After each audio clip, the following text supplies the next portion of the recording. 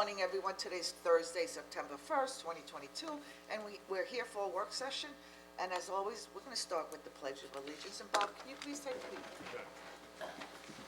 I pledge allegiance to the flag of the United States of America and to the republic for which it stands, one nation, under God, indivisible, with liberty and justice for all.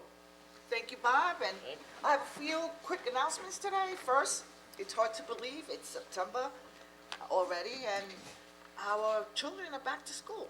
They're returning today, and we wish all our students good luck. And we also wish them lots of success, and hoping they learn new things and meet new friends. And we look forward to reading and hearing about all your accomplishments in and out of the classroom. Next, a reminder for residents, Town Hall will be closed this Monday, September 5th. We are observing Labor Day, and we will reopen Tuesday, September 6th at 8:30. And while the Labor Day weekend means a 3-day weekend for many to enjoy with family and friends, let us not forget the reason for the day. It is to acknowledge and pay tribute to the vast contributions our workers, our American force workers. On a local level, I wish to firsthand thank our 400 plus employees for all their work and helping to bring Riverhead forward. On behalf of the entire town board, we want to thank you for we want to thank all of our employees for their hard work, and I hope everyone enjoys their weekend. Lastly, after a period of being scarce, my office has secured additional free COVID tests for residents. Many restrictions have been lifted. Those who suspect they may have been exposed or have COVID are encouraged to obtain a free test from the front desk at Town Hall. Monday through Friday, 8:30 to 4:30, until supplies last. Okay, so we're going to move on to our first discussion item for today, which is matters surrounding an agreement with Peconic Hockey, bringing an ice rink to Veterans Park. Eric Howard, our town attorney, I know you've been working on the proposed agreement, and can you please come forward and give us an update and let us know where things stand? Okay, so. Good morning. Good morning. Good.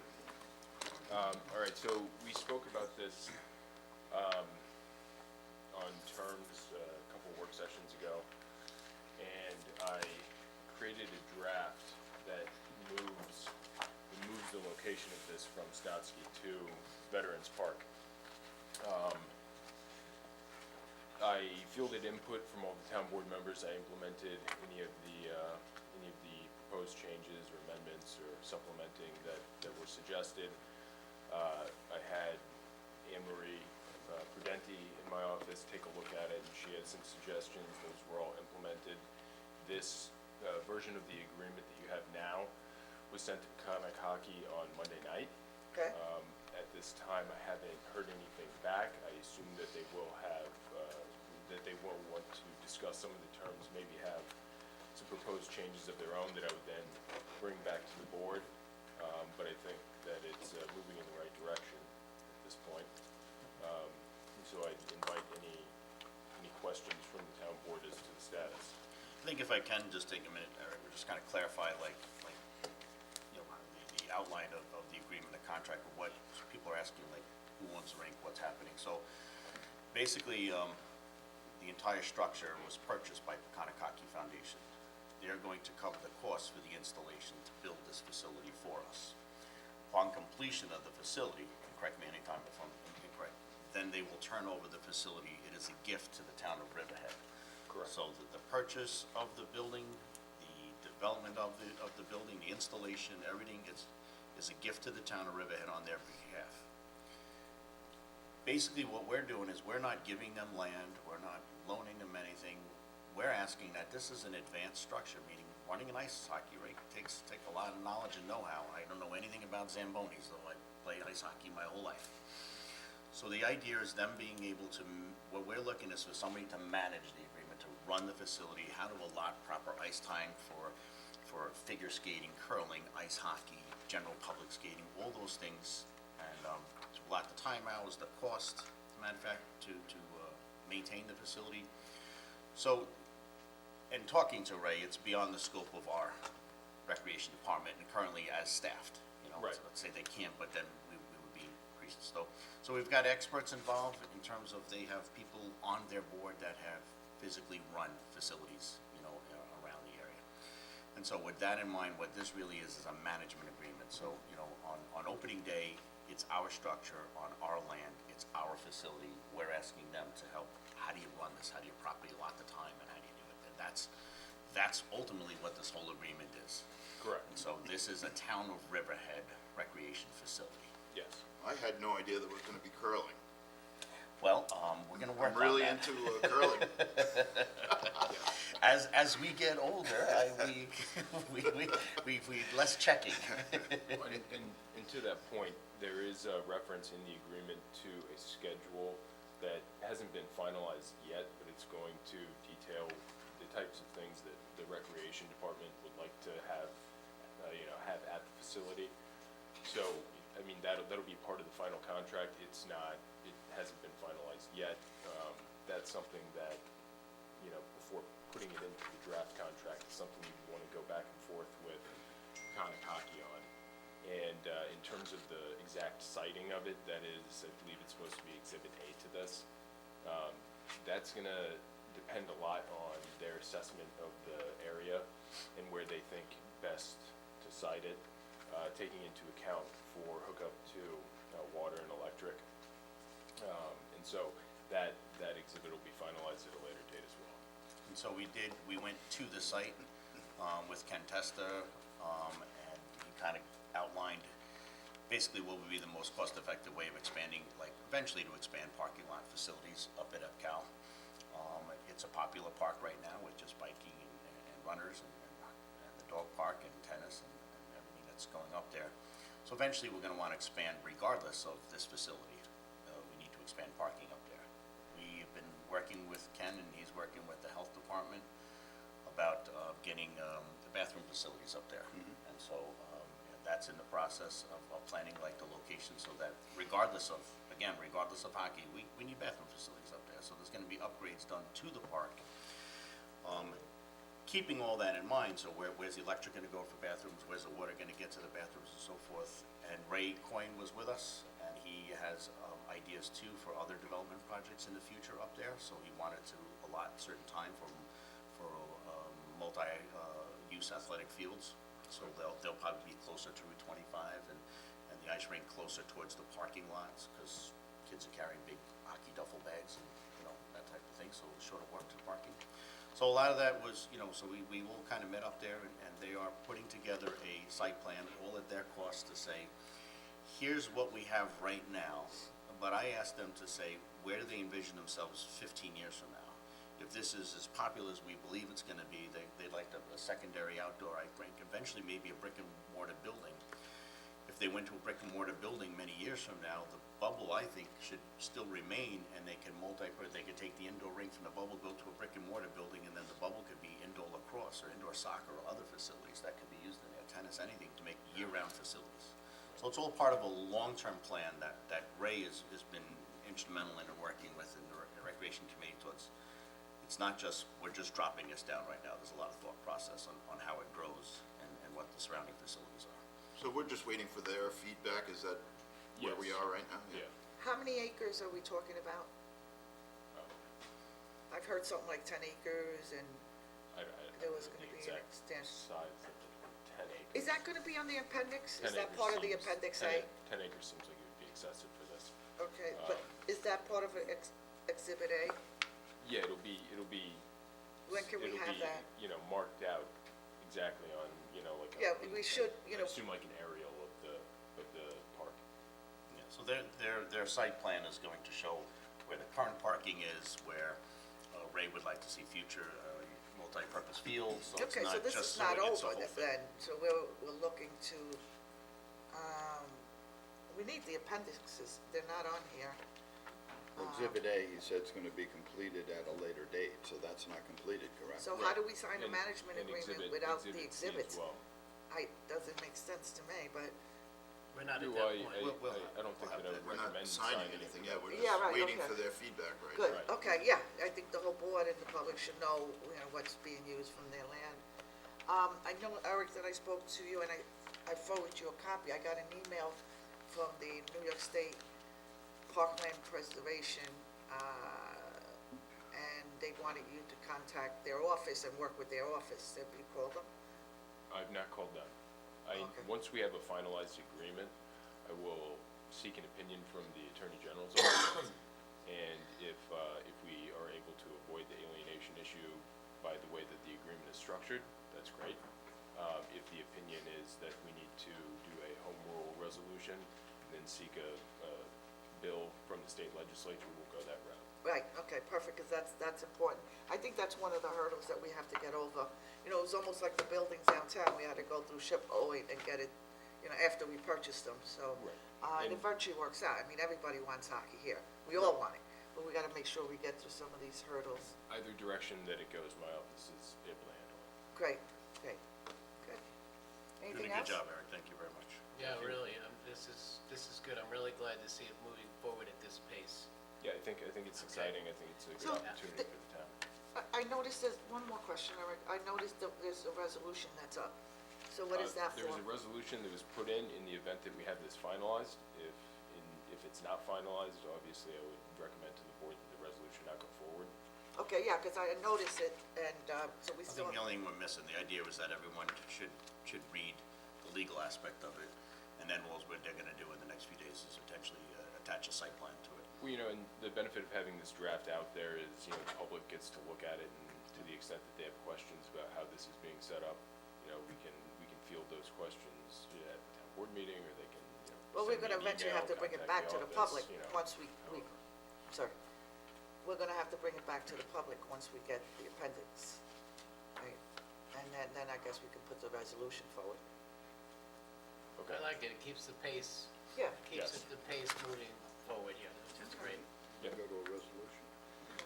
I just want to thank Ken for all his hard work and being instrumental in making this happen, because this has been teetering for 20 years or more with the thoughts of putting hockey or bringing a rink into Riverhead, and it is very exciting, and I thank you for getting all the parties together and the town attorney's office for working on this and making this come to fruition.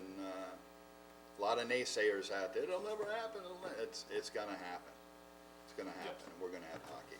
That's Eric? great, hockey, figure skating, I say hockey, but there's so many other things you could do with the ice. I'll see you up there curling, Frank. You're gonna tell you, I've never I'm the done it, but broom it looks guy. really fun. I'm the broom guy. Eric, I know this is a very complex, management contract, and, so it's good to see that it's starting to move forward in a positive direction, and we hope we can get this done soon, provided those hurdles that we have, few hurdles, are, As quickly as it can get done. I don't think Oh, there's any okay. for my hurdles, office, it's it'll just get done. site plan, we can do it. Yep, All right. yep. All right, thank you so much. Okay. Spent many late nights, thank you, sir, appreciate it. You're welcome. Okay, next I'm gonna ask Deputy Town Attorney Emery Prudenti to come forward to join us in the conversation surrounding the proposed legislation regarding cannabis business uses as well as time, place, and manner within the town of Riverhead. And Councilman Rothwell, I know you've been working on this, to finalize this. I know that we had it, we had the map a couple of months up for discussion, and you asked for it to come back, and here we are. We're at that point where, licenses are now gonna be administered through the state, and so, I think most of it's probably. Was this put up on the website? Was this provided to our office? Yes, yes. I put up what I was given, I don't know if that's the same thing. Emery, I don't think it is. did we get this yesterday? You got it on Tuesday at, It just didn't have the top, it Yes, just it doesn't is, have you're the right, top you're header. right. It's the All right, same I don't thing. think we got it, but anytime we Yeah, have. you got it. Oh, It's we right did get here. it? It's on there. No, I meant for the website, the website. It's on the website. Perfect, I thank you. just figure it's easier for all of you to have a copy in your hand because I've highlighted Thank you. sections that, so the town board has talked about marijuana publicly dozens of times. The last time I appeared, I highlighted areas which are still highlighted for the town board because I think they're the most significant in the draft, in light blue and in red. In order to move this forward. One of the key issues, thereafter, after Councilman Rothwell and I presented, I don't know, 2 months ago at a work session, it went to code revision. Code revision reviewed. They recommended, proceed, put it forward. I'm just here to get final feedback from the town board, whether I can proceed with this version for a publish and post. Again, the most significant things in the draft I'm highlighting for the town board are the zoning districts, the distances, and the measurement, which was changed and is in red for churches. The code revision had no issues with any other aspects and just recommended that I appear once again, get clarification from the town board on those issues. And if we're good, because licensing is occurring by the state of New York, we Yes, it need to is. get this on the books. Yes. Yep. So, in the past, I've provided the town board with the maps of, in the town of Riverhead, where retail and consumption sites could be located according to this draft. And that hasn't changed unless the town board directs me for the publish and post to eliminate some of the zoning districts. I think most sensitive are those zoning districts which are perhaps rural corridor, hamlet center, downtown center 1, village center, but I'll follow the direction of the town board on that. If you would like me to leave it as presently drafted with all the permitted zoning districts which are identified in it, I'll move forward to public hearing on it. So it's really up to the town board. If any of you want me to hand up the map to take a look at, I can do that. The map fully explains it. You guys did a great job with the map indicating locations where it can and where it can't. And a lot of work went into that. I definitely appreciate all that was done. I would like to move forward on this sooner than later because with the licenses being issued, I don't want it to be another situation where somebody comes in and applies and we don't have something on the books, so. So I did put it in the queue on time, Tuesday before 1, for the authorization to publish and post. So, That's not, it was, I guess, I don't know, the supervisor didn't put it on the it's not on the resolutions list, so I don't know why it was taken off, but it's. Oh, this Nothing morning. was taken off. She put it in the queue, but it's not on Yeah. here now, and that's all, and it really needs to move Did you forward. want it? Where's Devin? Because she's charged with putting it forward. So, 'cause we Yeah, need- I we don't have to go to a personally take public- them off. You know Devin does the resolution, so but- we'll call her. but Because of time frame, we have to do a public hearing to change the law, and Right. to change zoning, and we really can't keep delaying this, we have to get it going. Agreed. Is Devin in the office?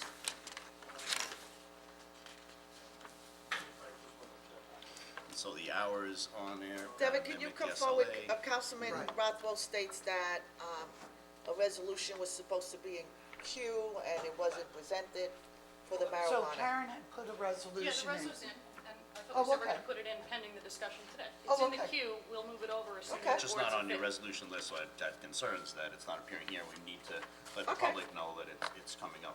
Typically, what we do is typically the board will discussed, whether it's, you know, a planning item for a building that's gonna be built, site plan, It's all special good. permit, anything, you guys are good with it moving forward, then we put it up. So we have it up as an attachment, the public can see it, you guys are gonna review it. Because there's a, And I think town attorney's office had a few changes in terms of the formatting, Karen said that needed to happen on that. Well, So- no, I just needed to lift the highlight. Like, So, in any event, it'll move forward, assuming the board is Okay. in favor of that. It's in the Great. queue, ready to go. Thank you for the clarification.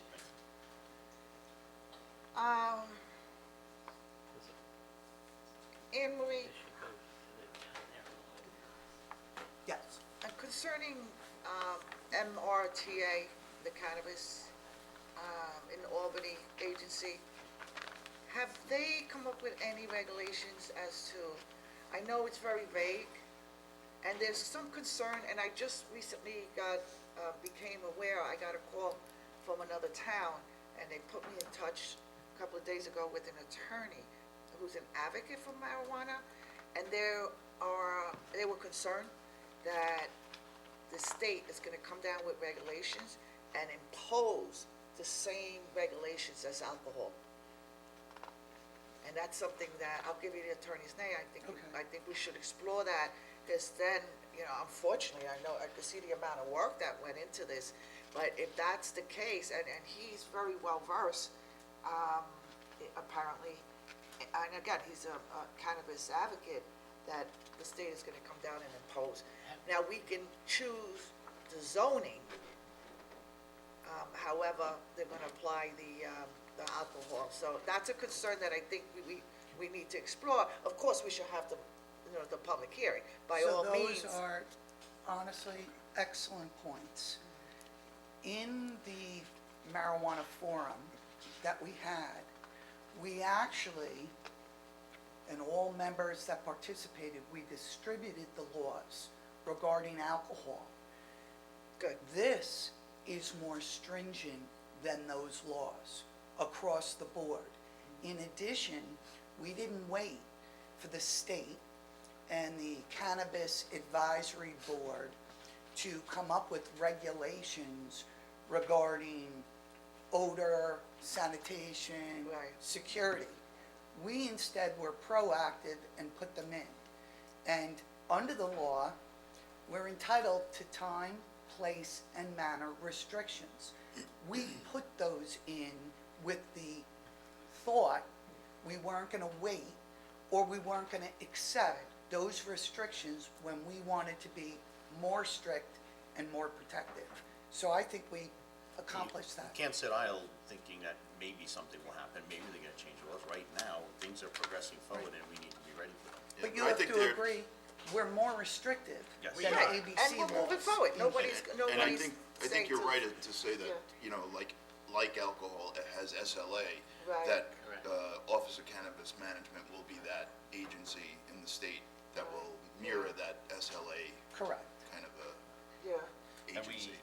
we listened to the members of the committee to listen to their hearings and so forth that they had online. and- Yeah, and the school district representatives were very vocal, and when all was said and done, there was an agreement. I mean, This was a room full of people that were for cannabis and that people that were against it. And I think we really, we came up with a well-balanced plan. It wasn't just about, you know, we're banning all these zonings or allowing it everywhere. It was about, okay, we'll give here, but take from here. And it was a well-balanced, thought-out plan, and on the distance and so forth of everything, protecting, you know, all the schools, daycare facilities, the library, and other things like that. I think it was very, very well-balanced, and I really appreciate all the work of the members of the committee. And we made sure that on our committee, we had people from all corners of the town as well, so that there were people that lived in Jamesport, Aquabog, and Wading River, Calverton, and, Right. and it was a well-balanced committee. We invited all the civic groups to participate as well. and Jefferson participated with respect to the zoning interpretation on uses, permitted uses for retail, on-site consumption. And there were advocates that intend to hope to, you know, have retail stores and consumption facilities. And initially, you know, they were committed to sit in. We listened to everybody, so everybody had an opportunity to speak, and they provided a lot of background information for us as well, because they were attending the state cannabis meetings things as well. Right. So it was very good balance. Now, the state has said that they're gonna allocate 20 licenses for Long Island. Do we know how they're gonna be distributed? How many Riverhead would get, how many? No. We don't know that yet. No. They're just taking applications at the moment. So- And there's some type of formula concerning the applicant, and some applicants have more priority than other applicants, and there's still a lot of unknowns, unfortunately. But I'm It's New glad that York. we're moving forward, yeah. I have a feeling that's gonna be tested yet via the state once they come out with that information, that this may not happen quite overnight. And Supervisor, it's an excellent point. It's uncharted waters. So this might be your very first legislation on the books. And you may very well, in a year, look to amend it. I mean,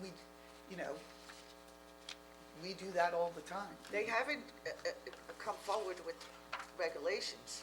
Well, Applications they have, the forming of the board and the committees and the agency has all been created, but however, the actual process of how we should manage hasn't been put forward, and, but I'm glad we're having the public hearing, and, Right. and moving forward, and if we it's gotta come back, important we to come get back. something on the books because by this legislation, you know where it cannot be located and where it can. And they're equally important. You know, you want to be protective of your parks, playgrounds, schools, Of course, churches, hospitals. churches, libraries. So it's important to get something on the books now. What I would like to hear from my fellow council members is one of the things that we really didn't talk about, in our work sessions, being on the council committee, was really didn't get into the saturation rate of how many we're going to allow overall. Now, again, we have to think long-term, so yes, there's only maybe 20 now on Long Island, they could all be in Brookhaven, they could be up west, it'd be none here, or we could have 15 here, we don't know. But how do we want to address in the long term, what do you see, or, whether it's, as long as they fit in here, it's okay, or do we want it, the saturation? So in the, one of the highlights I gave you, one of the last highlighted sections, Right.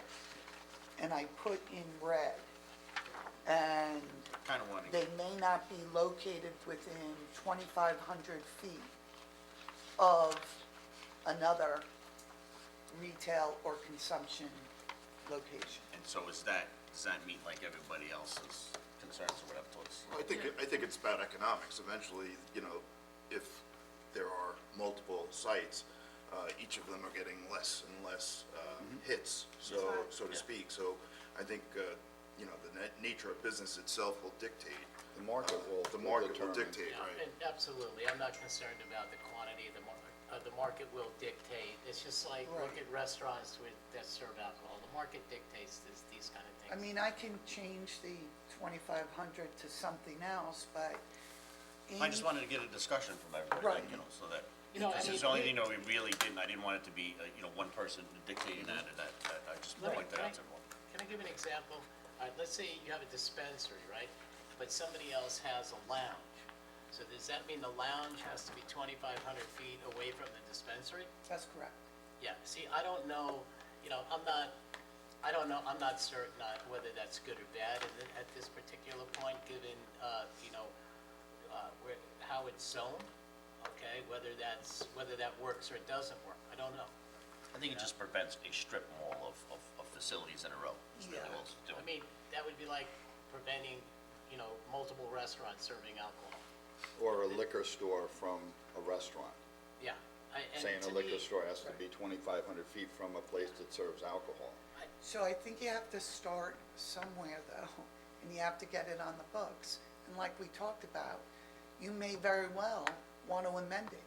You may want to reduce that restriction, or you may want to eliminate it from a particular zone.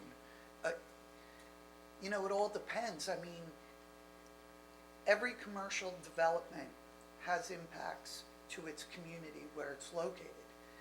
Traffic, security, a whole facet. So there's nothing on the books for enforcement. Somebody decides to open up a store and sell marijuana. Our police is not trained for that. We have no guidance from the state. I've been trying to get some type of guidance. Right. So there's a lot of work to be But you done. have to be licensed by the state the same way you are with the SLA. You just can't open up a marijuana facility, a cannabis facility. If you're not licensed, it's like opening up a bar and you're not licensed, you're gonna get shut down. I just don't wanna be as dysfunctional as the state, you know what I'm Yeah. saying? But I do think that this is a good starting point, and if the market says, you know what, it has to expand, let's expand it. My concern is, I would much prefer, if I'm a parent of a kid who's smoking pot, right, that they get it someplace legal and not buy it off the street, which may have fentanyl in it. Well, Bob, As long as your kid you is can 21. grow it. I No, find yeah, out. but you don't grow So- fentanyl. I'm not, Right. I understand that, but that's my point is, there's a safety, there's an element of safety here. Because it's state regulated, it has to go through state testing labs, et cetera, et cetera. Okay, so, Bob, I just want to circle back to the enforcement. We don't have any code, so if somebody decides illegally to sell from a smoke shop that currently exists to sell marijuana, what code do we write, you know? They'd be in violation of the state licensing law, that Absolutely. they, that's how So they would be there's no code. charged. There's no code for the officer to write on the summons. No, there's state code. No, That's it's a the state code, it'd be violation. just like Of course there opening is. a bar without a license, we wouldn't have a town code for that, it's a state law. Right. This is governed Well- by the state. Right, and that law states alcohol on it, right? So it'll say illegal sale of alcohol. We don't have anything that says illegal sale of marijuana. And that's coming down the line, so we need to have some type of, eventually the state will have some type of codes. If somebody illegally sells marijuana, this is the summons that you issue, this is the code, so, So They for have the license. what you're zoning here, there are certain protections and mechanisms in place to address what we're talking about. So they could be found in violation of our code. Our code, Good. when these establishments are submitting their site plan, their site plan approval is gonna require them to comply with the code. So if they're giving away, or they give it to minors, or if they dispense alcohol together with the marijuana, they're gonna be in violation of our code. good. So, I mean, that's why we put in these extra hurdles, because as you point out, Supervisor, the state is, or had been, is slow in the regulations. We also updated our smoking codes to include cannabis and so forth, so it is banned in parts of the town of Riverhead already. Yes, that is correct. So that was Well, a I'm in mistake. favor of it moving from the queue to, Sure. to the Right. And so the resolution of the public hearing, distance, what I tried to do in the 2,500 was, Jason in engineering was terrific throughout the process, he participated.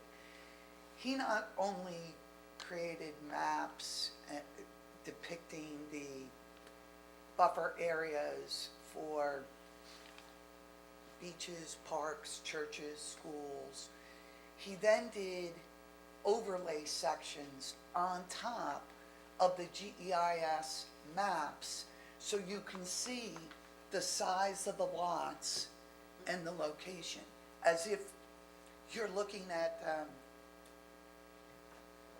you can count how many lots in any particular zone that it's permitted in, where it could be located. Then you put on top of that the 2,500-foot restriction. So I think it's reasonable, but that's up to you. And Jason, I commend him, like you say, because it took us a long time to get to Oh. these final versions. There was Yeah. colorized maps of everything and anything, so it's like a kid with his crayons, is that all day long. He did an awesome job to get us to where we He were. does good work. Okay, can we move this forward? Yes. Board, Yes. everybody's in agreement? Thank you. Yes. Thank you, Thank you, guys, Marie, thank you, appreciate it. Anne Marie, thank you, Ken. Great. All right, for our next discussion, we're gonna invite our head planner, Jeff Murphy, to discuss matters surrounding modification to the TDR program, and we are honored here to have Mr. Richard Wines with us to join this conversation. And, just on a side note, Greg Berman is not here, he's one of our planners. In a few days, he's going to get married, and, yeah, tomorrow he's going to get married, and we congratulate you. Best of luck on your big day, and many happy memories. Dead man, Greg, Absolutely. dead man walking. yes. Okay, Jeff, take it away. All right, just give me 1 second, I'm gonna be handing out a bunch of materials to all of you.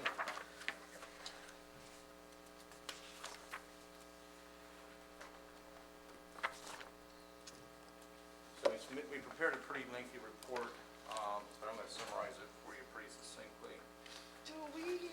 Do we have this to put on Yeah, the net, you have Jeff? that already? We have Okay. it. Oh, we have it, great, and it's on the net, right, Devin? Yes, Great, and thank you. just make sure everybody.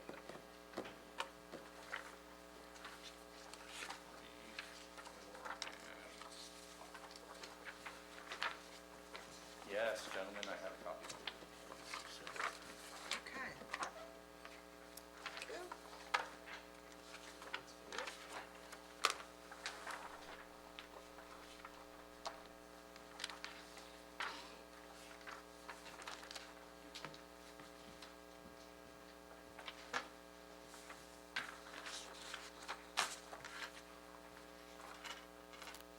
Good morning, everyone. But, Mr. Wines, how much is a TDR now? I know it's out in the market and it can fluctuate, but if somebody was going to buy it, what do you think they would be paying? I think the $65,000 estimate is reasonably accurate. Obviously, depends on who's selling them and where that Right. parcel It is. generally mirrors the PDRs, the purchase of Yeah, development yeah. rights. Yep. Yeah, we just had a recent subdivision approved up off Sound Shore Road, and they bought them at $65,000. Yep, that sounds right. We have a pretty good record as to what they're going for today, so. All right, so, Good morning, Jeff. good morning. Good. So, obviously, we've been talking with TDRs and Richard and the TDR committee for a number of years, and the one thing that's evident is that obviously the TDR code needs to be amended. We're gonna be doing that through the comprehensive plan update.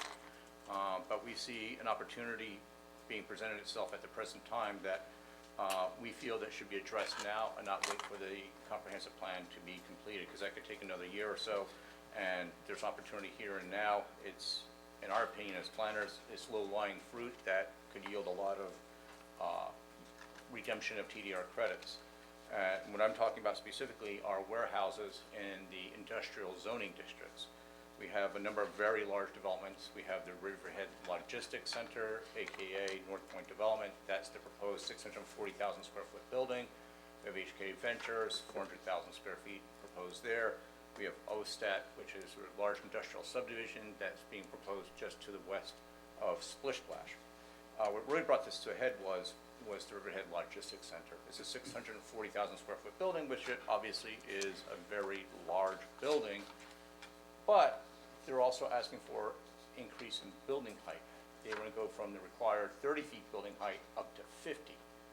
Over a very large building size, that's a 40% increase in height and volume, which is going to be resulting in a very large visual impact.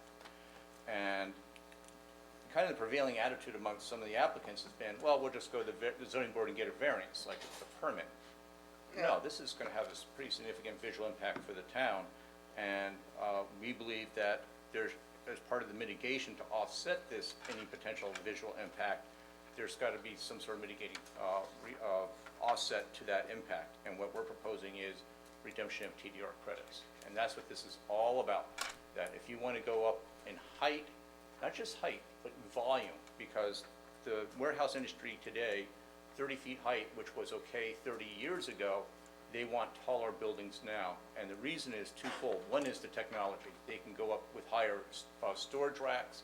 The technology now is for more automation than manpower. So that's one reason why they're doing it. The other reason, the cost. It's much, much cheaper to go vertically height in building height rather than going out and buying more land, building a larger building. In fact, it's approximately 1/3 the cost. So they're getting we're getting a huge windfall. So we believe that the town should capture some ability to redeem some of that. And by doing the TDR component, requiring TDRs for how much you're proposing above and beyond the minimum or the maximum allowed, would be a great opportunity to capture a significant number of TDRs. Also, we need to address the need to increasing the receiving areas because industrial zones right now in our code is not allowed. So why not? They should be allowed to have receiving areas in industrial zone. As a result of 2003 update, as you all know, the APZ zoning district went from 1 acre to 2 acre zoning. The farmers lost a huge amount of their land value when that happened, and we need to offset that. And we're going to be looking at that in great detail as part of the comprehensive plan update. But again, this is low-lying fruit, and what we did, and I say we, Greg and I, came up with a calculation in determining how much TDRs per cubic foot, which is a kind of an innovative way of looking at it. It's not just height, because height is usually related to FAR, but there is no FAR calculation here because it's just a big empty shell box. There's no increase in floor area, it's just increase in height. So Greg and I came up with a very simple formula. That's the sheet that I just handed out to all of you. And I used North Point Development as an example. And right now, the as-of-right cubic volume is 19,230,000 square feet of cubic feet. That's the most that they could get on their property as of right today. They're asking for an additional 12,820,000 square feet. That's a huge number. So with the calculation, you divide those out, it comes out to nearly 25 development rights that would be required if this law goes into effect. Which at 65,000, it's almost 1.6 million. Right. Okay. And we believe that Thank that you. is something Needed a that could be calculator for that? absorbed by the project cost. So Jeff, I if still they can't were, do Roman numerals. so to your No Roman point, numerals.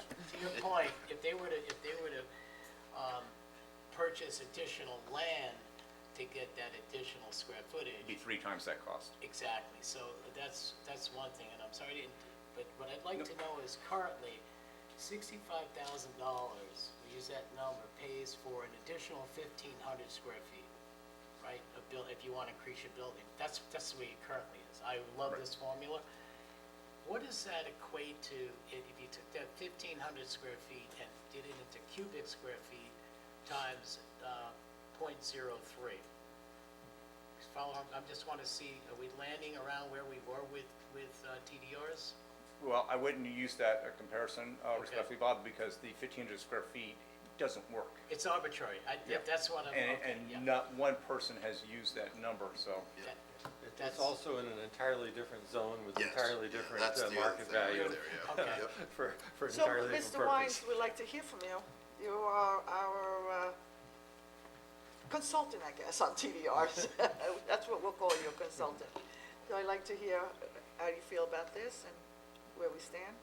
Well, first of all, I want to commend Jeff and Greg for seeing this opportunity. As you know, the TDR subcommittee is working through 3 administrations, and basically our approach has been to look for all of the opportunities where we could give property owners something in addition they don't have now in return for purchase of TDRs and preserving farmland, which is a pressing need in the town. And Greg and Jeff obviously identified one we hadn't even thought of because this hadn't come up before.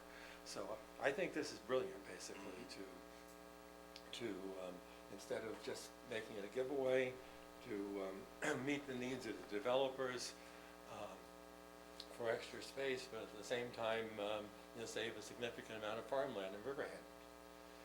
The exact calculation of how much to do, it's more of an art than a science, probably. Jeff has already said that or I guess maybe Bob did, to acquire enough additional land to build this amount of additional space would cost 3 times as much. That should be a significant incentive to buy TDRs rather than buying land. But there are additional savings on top of that for the developer to build on that additional land. They have to put in more foundations, more roof, and all the rest of it. So in fact, they're... And more taxes for the, more taxes paid. That's the other important part, is that we really don't see a huge increase in assessment of the building for the height, because it's just empty space, airspace. Unlike if you build out, then the increase, the assessment would go up, but this is just empty air rights going up, so we wouldn't really capture much additional property taxes from that, so. Well, I have to say, as a member of the TDR committee for many years, working with Richard and our predecessor Lyle Wells, I'm very happy to hear that we're moving forward with some really constructive ideas on how to get some TDRs going. One of the big things was that we just didn't know how to get it started. We just couldn't get the money in the bank, so to speak, but this certainly would be, just on one application, 1.6 million will make a huge, significant difference. We've been talking about, retail stores that want to drive-throughs, because we were just trying to think outside the box, but this is so much bigger, it's almost on steroids from what we were thinking about. There, we were talking single digits for, Right. and here we're talking Yep. overall, a very significant number of credits. So if the board's agreeing to this, the code amendments, we're going to have to put them in formal code, and then we'll bring it back to work session and introduce it for a public hearing. But the code amendments would be, one, to add industrial zoning as a receiving area. Two would be to add the 2DR component that we just talked about. Three is to actually have an established maximum building height. You don't want this being open-ended. So we're looking at, for industrial A, 50-foot max, industrial C, 40-foot max. And then during our review of the table of dimensional regulations, Greg found that industrial C, for some reason, industrial A zoning district, industrial B, there's a 100-foot building front yard setback, and for industrial C, it's only 30 feet. Where is industrial B? I don't even know if any exists. Town landfill is Oh, okay. so, but we want to make sure Really that just didn't industrial know. C is consistent with industrial A, because you don't want a very tall building 30 feet off your property line, Yeah. so we want to make Right. it consistent. Yeah. So that would be it. So the next steps, if you agree, is to formalize this in code and then bring it back to you again. Jeff, how does this affect the things that are in the hopper right now? They would be captured. They would be captured. They would not be vested at this point. And we've told them all about that. We're contemplating this and that we believe that there'll be support for it. And they're aware of it. Good. They might want to go back and revise their plans That's to right. purchase it. I don't think they will, because there is a huge market demand for that height. That is the trend now, because of the increased stacking ability and the technology needed for automation. They need that height. No, they would revise their current plans Right. to go back. I think this would benefit them. I also want to thank, too, I think the Code Revision Committee gave it a good stumbling block for Greg to go back and some of the, we made the assumption maybe in the beginning that everyone is always a full build-out, on the 40% of the lot, but now it might not, so if they want to have different road accesses, things like that, they have the ability to go high and not necessarily a full footprint build-out. Correct. So he kind of went back to the table, and that was a little complicated, but he did a great job, so thank you. We try to keep it as simple as we possibly could so that it becomes as effective as possible. Hard to believe, Richard, all those meetings around this table, and this was It only took 5 eluding minutes. us all this time. Well, hopefully, now we can move on to a bunch of other ways that the Yeah. program can be improved. Yes, Well, and we'll- and Frankie raised an excellent point, and something that I don't want to get into a big discussion today is, the other point that developers raised when we talked about all this, they didn't seem to hesitate about to do it or not. They don't want to be the ones going out to the private sector seeking the credits. They want the town to create a TDR bank.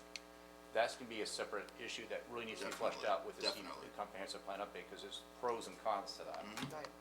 And Yeah. Richard, thank you for everything that you've done throughout all these years, and I know we spoke about it 2 years ago, and you're so animated about this effort, and it looks like it's finally, there's a Felt light. Pretty frustrating over those years, but I'm Yeah. glad we're moving forward. And I know that some of the consultants that the town is considering for the comp plan revision have expertise in TDRs. And you will be working with them, correct? Which will be really important. And they also, one of them has a plan for something called density incentive credits, where it works like a bank, except even easier. The town can just sell the credits and then go out and buy the land. So these are things we need to be thinking about. Oh, We need to be creative, and that's why, the reason why, who we select as our consultant is going to be really, really important for farmland preservation. Right, and make sure this is great that we're moving in this direction, because now we put that all into the comp plan. So it's almost like we're doing some of the work for the comp plan and have it already ready to go, so, great, great presentation. Thank you very much. Thank you Thank so you, much. Richard. Thank Have a you, great Seth. day. All right, Farmers will get their due yes, finally, huh? eventually, finally. Okay. Correct. And for our last discussion item, we have matters surrounding implementation of strategic plan, parking plan study. And Deputy Town Attorney Danielle Hurley and CDA Director Dawn Thomas are here with us. And Danielle, thank you. Good morning. Good morning, Thank you for everybody. being here.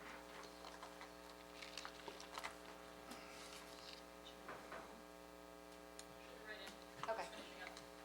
I'll start us off with, this was a long time coming. We've been working with the parking district, and we had several studies done over the years with, Sam Schwartz had put some stuff together for us, did a very nice job, and now we had to tweak some things up with the coming of the town square and relook at what we had prior to that. So I think what you're gonna see today here is a conglomeration of everything put together from the business owners downtown in the parking district, from Dawn in the CDA, and from the town attorney's office. And we hope we can get this implemented, and then we can start enforcing the parking restrictions that are gonna be downtown, because right now they're basically not, because everything is all a mishmash. So once we get the lines all color corrected to the different parking stalls, then we can go ahead and we can have our code to go and do the enforcement. So Great. that's basically what brought this about, and Dawn and Danielle. That's right. So this code revision is to implement the strategic parking plan that's been approved by the Parking District Committee. So the first phase, as we're calling it, is dealing just with Main Street, which is Osborne Avenue to Ostrander in the downtown area. We're gonna be removing the few 30-minute parking spots that we had and changing the 2-hour parking to 1-hour parking. There's also gonna be an addition of 2 15-minute stalls in front of essentially Cucina 25 and the retail spaces below the new apartment building on the corner of McDermott and East Main Street. And then also maintaining those 2 15-minute stalls in front of Goldberg's? Correct. There, yeah. And the other, Yep, the addition, yeah. Goldberg's was already done, Yeah, just We- maintaining those. but yeah, maintaining those, absolutely. so. and This I- helps, the reason for that is to help the retail businesses there that are kind of takeout establishments, that people can pull in, get their stuff, take it out, and go, and then free up more parking for other customers to come. It's a guarantee you'll get your coffee in 50 minutes too, right? Yes, or you'll be running out there to avoid a ticket. The overall goal of changing from 2-hour to 1-hour is just to increase the flow of the downtown area so that there can be more turnover for the stores and the shops.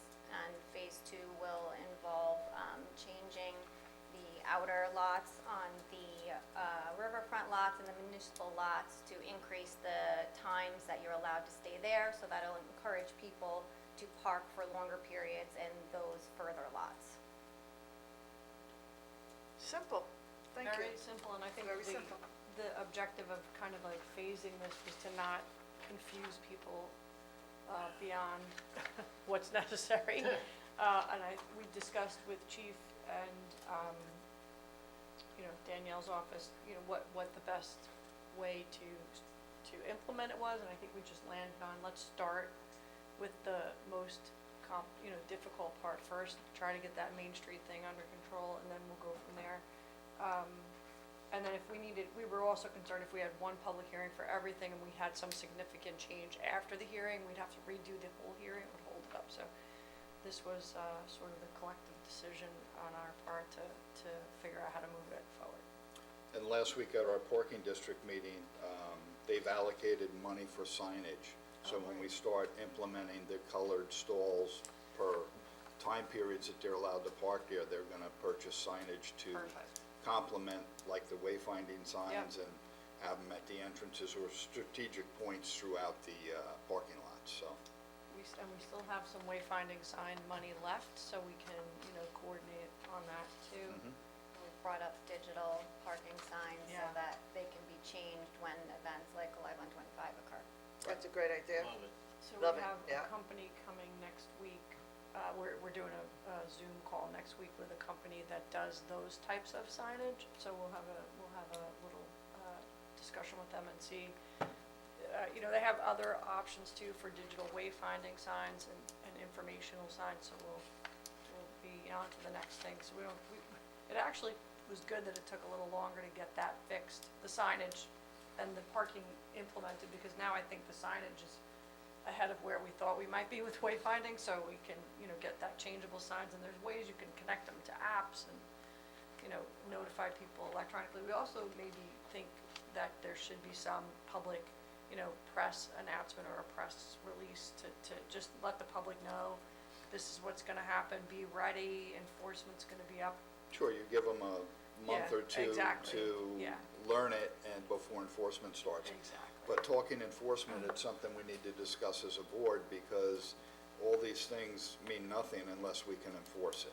And 100%. to enforce timed parking stalls uses a little creativity on the police department. Obviously, it's gonna take manpower, but there are electronic ways now of doing it, and we're gonna have to explore those also. Yeah, we were talking to Chief about the handheld parking Yep. ticket Yeah, issuers. yes. And then I think they can help the timing, you know, to Yes. check the time. Yep. So. And there'll be a grace period in Justice Court for these things, Sure. so people aren't. As long as we're not strapping a boot onto tires like the old No, days. we can't No. get that. Not yet. So, Dawn, so as soon as the legislation is in place, work with Devin, we'll do a press release, we'll also put something on our website, Yep. and we'll make announcements on town board meetings, work sessions, so And maybe we'll get the Chief word can out. put the big sign up, you know, get ready. Yeah, one of the electronic signs. Like we do and for just- the With 1125. parking rules to take effect such and Exactly, such a date. yeah. And we'll have the chief out there with chalk and marking tires, and And we can also, it's not gonna take a big effort, we can also have some type of flyer and give it Yeah, to the businesses. They You can know, post it or We something. can get the word out very Yeah, quickly, so yeah. if you work with Devin on that, and we'll get it done. Okay. I think it's a great idea, thank you for working on this. Okay, great. So I'll Good to write the see you again, Danielle. Yes, thank you, Back everybody. back at, in the public, right? Aye? thank you, ladies. Thank you. All right, have a good day. Yes, you too. Okay, this is gonna conclude our discussion items for today, and we're gonna move on to resolutions, and Devin, can you please come forward?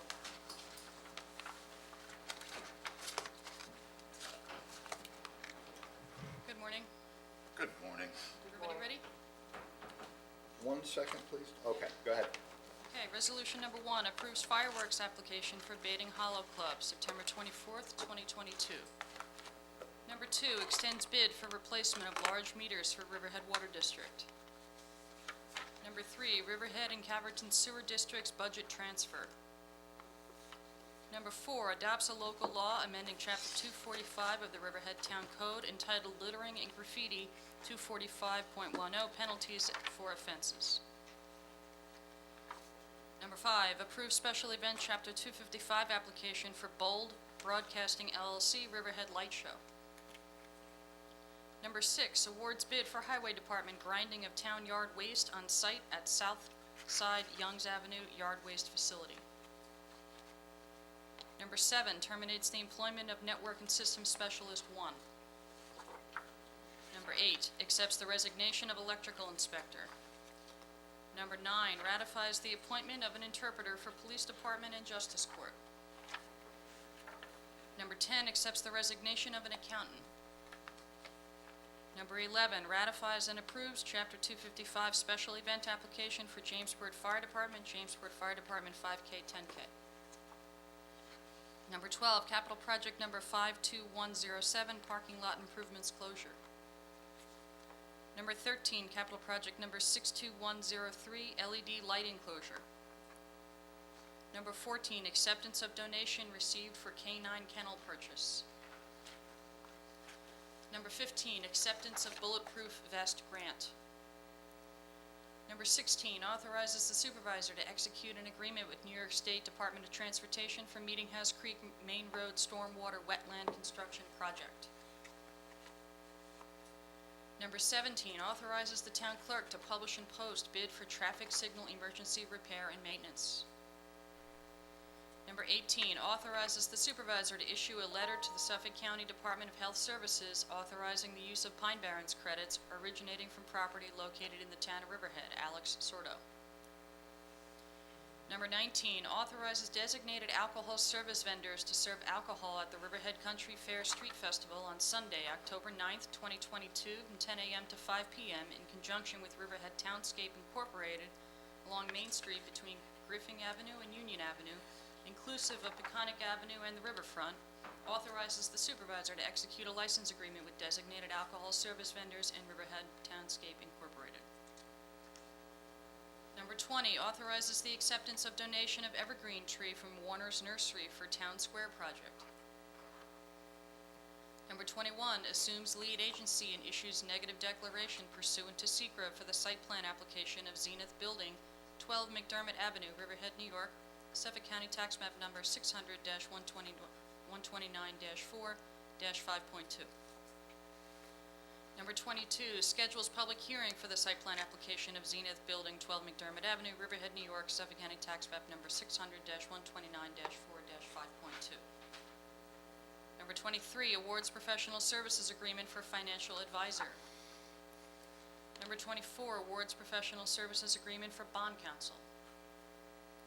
Number 25, resolution calling public hearing regarding a capital improvement for the extension of facilities of the Riverhead Water District for Norfolk Developers LLC for a water main extension on the property known as Suffolk County Tax Map Number 600-84-2-2.1 in Riverhead, New York. Number 26, resolution calling public hearing regarding a capital improvement to the existing facilities of the Riverhead Water District for a proposed lateral main replacement at 205 Osborne Avenue, Riverhead, New York. Number 27, approves engineering department request for change order number 4 related to bid for demolition of 117 East Main Street and 121 East Main Street, Town Square. Number 28, approves engineering department request for change order number 5 related to bid for demolition of 117 East Main Street and 121 East Main Street, Town Square. Number 29, authorizes town clerk to publish and post notice to consider the purchase of parcel located in the town of Riverhead known as Sawmill Creek Addition. Number 30, authorizes bow hunting for deer on town property at Enterprise Park at Calverton, Suffolk County Tax Map Number 600-135-1-7.33 and others. 1751 Sound Avenue, Calverton, Suffolk County Tax Map Number 600-60-1-2, and Middle Road, Riverhead, Suffolk County Tax Map Number 600-80-2-10.1. Devin, can I just back up to number 29 for a second? Authorizes town clerk to publish and post notice to consider the purchase of parcel located in the town of Riverhead known as Sawmill Creek Addition. Yes. Is this through the CAC or open space? Open space. Open space? Yeah, and it's without maintenance, which is a really great component. Okay. Because we've Yeah, been getting Jody- strapped with a lot of the maintenance. Jody Giglio has been instrumental Yeah. in working on this, and Al Krupsey, so we want to thank you both for doing that. And the best thing was when we got word this week, Yeah, no maintenance, so. right. No Thank you, maintenance is Chris. great. How big is the property? 30-something acres. 37, I think, acres Yeah. or so. Yep. Okay, awesome. And it's purchased by the county, and the town's input is $500,000.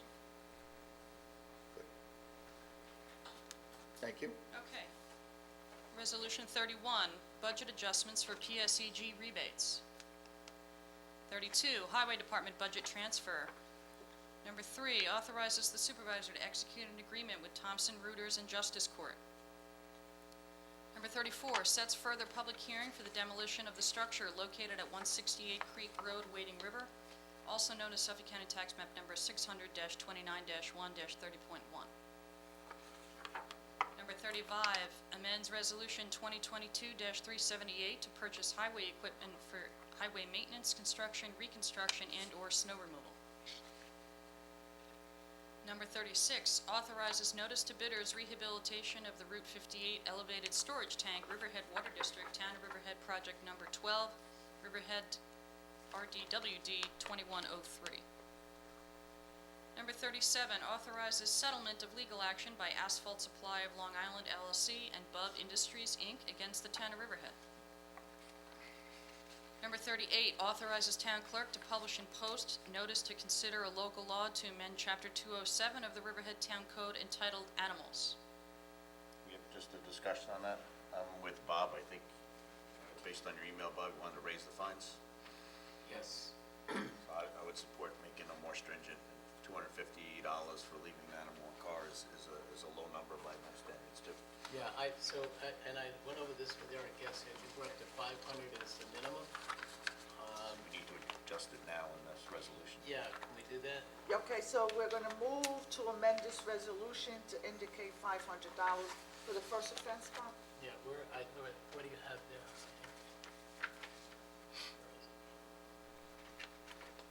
So right now, it says 250 to 750 on the first, 500 to 2,000 on the second, 1,500 to 2,500. Yeah, it's on the last page, Bob.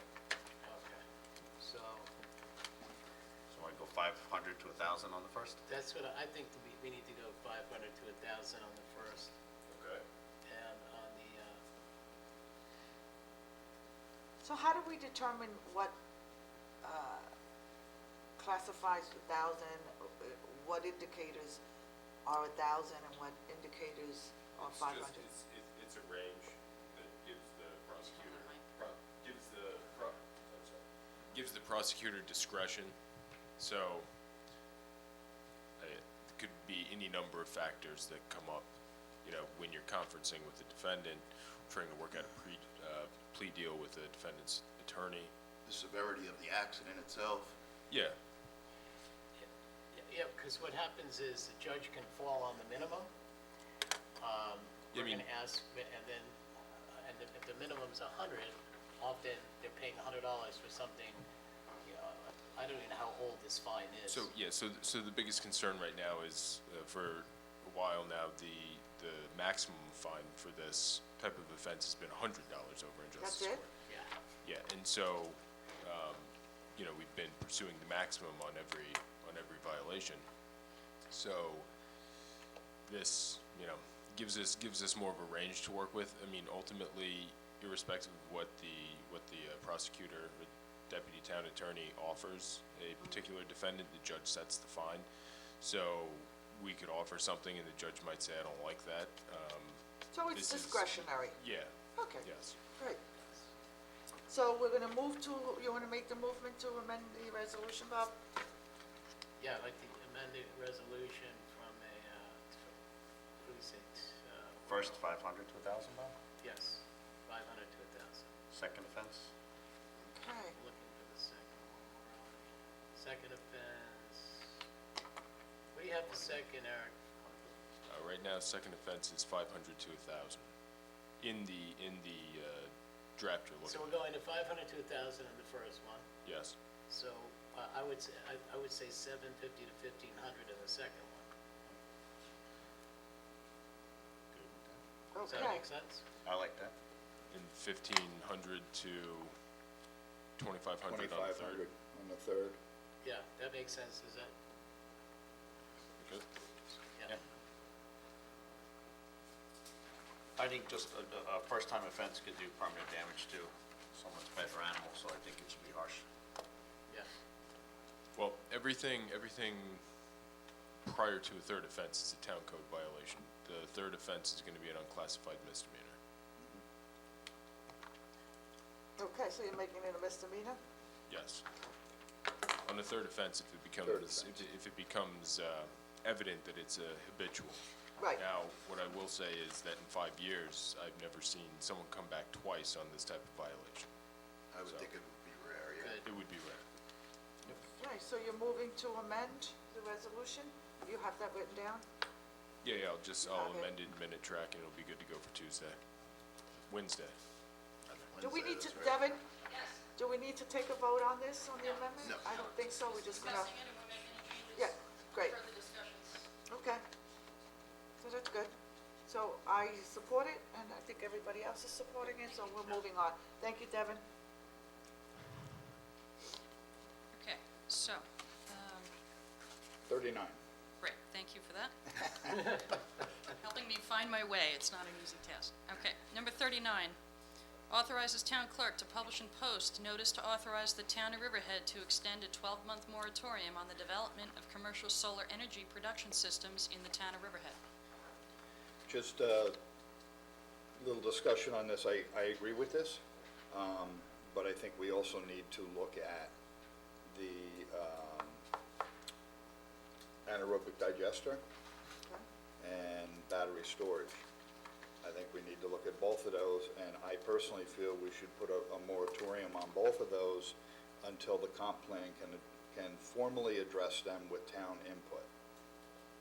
I do not favor allowing the digester or the battery storage facilities to come to our lands until we have something to deal specifically with it. I'm afraid if we let one in, it sets a precedence, and then without going to the comp plan to try to get it right. And I know a lot of hard work has been done out of the planning department, and I know I've spoken to Bob Kern about this. He's done a lot of research also, as I have, but I'm not comfortable with either one of those without having a moratorium on them. But I definitely support extending the solar so we can get it done through the comp plan. It should have been done already. I mean, that's the reality. But because of the nature of what happened with the comp plan, it makes it impossible to have it done and ready right now, but we need to address it through the comp plan. That's it. So are you in favor of this resolution? I am. To go forward? Yes. Yeah, I'm not, I cut a different part of the tree on this. One, I think it should be by town board special permit. Two, I mean, in terms of the anaerobic digester, it would only be one. I think where they're proposing it is the perfect place, number one. Number two, I don't see any problem with battery storage. Other towns are doing battery storage. I don't want to be late to the party on this at all. And I'm hoping that a solar moratorium, that we will exclude the landfill, because we are currently working on that to bring in revenue for the town. That's dead land. So on that point, Yeah. just quickly, the way that the statute on the solar moratorium is currently drafted, an exception is a solar project pursuant to an RFP. Now, we put out an RFP for solar at the landfill, so that would be captured by that exception. Great, thank you. Eric, Eric. and also, if I understand it correctly, it's just, I think it only pertains to Calverton, correct? We're talking about The solar, setting a The public solar, hearing on didn't it- extension of the solar moratorium. right? okay. Okay, so. Doesn't it would- pertain just to Calverton? Well, it pertains to the planning department accepting any applications relative to Anyway, solar. Okay. It's entire town. Okay. Right, so it would be everything, Yeah, and- where it would be And does not appropriately affect zoned. residential solar at all. Or businesses? It doesn't pertain to businesses? No, it's farms. So, Yeah, yeah. it's, businesses could put them It's- on their it's- roof yeah, it's- also. Yes. This is just for solar It's just farms. industrial A and industrial C, right? Right, Wherever it's currently Yes. permitted. right. Yeah. Okay. I think the town board has the ability to make those types of decisions. One, two is that if we wait for the comp plan, which is a year, then the applications go in for battery storage or anaerobic digester or solar. Now you're looking at, 3 to 4 years out to do any of this stuff. So that's why I'm opposed to the moratorium on any of it. Okay, so this resolution now is not adopting an Right. extension, it's setting a public hearing. Okay? So just keep that in mind. Mm-hmm. Again, if we don't want to hold. Well, a we public should hearing hear on from it, the public. That's up to. You know where I That's what stand. this If you is. guys want to hear from the public, hear from the public. That's up to you. Okay, Okay, thank you. you're welcome. Where do you stand? I always support public hearings. No, as far as the resolution. I made it clear during the previous work session that it's been ongoing for a year and no work has been done on it. So I'm not for extending moratoriums when no work is being completed or nothing is being studied on it. So I'd like to see the building department something, I'd like to see a committee or something formed to do some study. So let's find out if this is detrimental to us or if there's a benefit to us. What was done for the purpose of the comp plan, and the comp plan, we all know what happened. So that's why it's been waylaid and there hasn't been any work done on it. So Eric, I have one clarification. So if this resolution, let's say, down the road after the public hearing, doesn't go through, then people can apply for solar projects? Okay, so right now, the moratorium is due to expire, I believe it's October 26. Okay. If we do not extend it, on October 27th, someone can file an application for Okay. a solar project. All right, thank you. All right, Devin, you can continue. I think it's 40. Okay, resolution number 40 ratifies authorization for the supervisor to execute a stipulation with the CSCA Local 1000, AFS-CME, AFL-CIO Riverhead Unit of the Suffolk Local number 852. Okay. Number 41 ratifies the authorization for the supervisor to execute an amended license agreement nunc-pro-tunc with Crown Recycling for yard waste and grinding services. Number 42 pays the bills. Number 43 approves the attendance of one police department employee to the New York State 2022 Homicide Seminar. Number 44 authorizes the town clerk to publish and post notice to consider a local law to amend Chapter 263 of the Riverhead Town Code entitled Rental Dwelling Units. Number 45 authorizes purchasing agent to attend the New York State AMPO Conference. Number 46 appoints a maintenance mechanic 2. And number 47, as discussed earlier, authorization for supervisor to execute an agreement with Peconic Hockey Foundation, Inc. Which may or may not be there come Tuesday.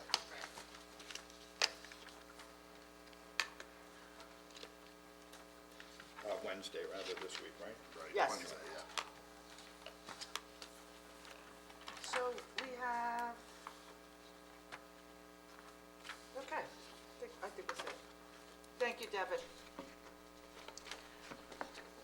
Okay, everyone, this concludes our discussion for today, and we'll go, in a moment, I'm going to ask you for a first and a second to enter into executive session, and it's to discuss matters surrounding the change of status on an employee, and that would be with our chief, Heather Miller.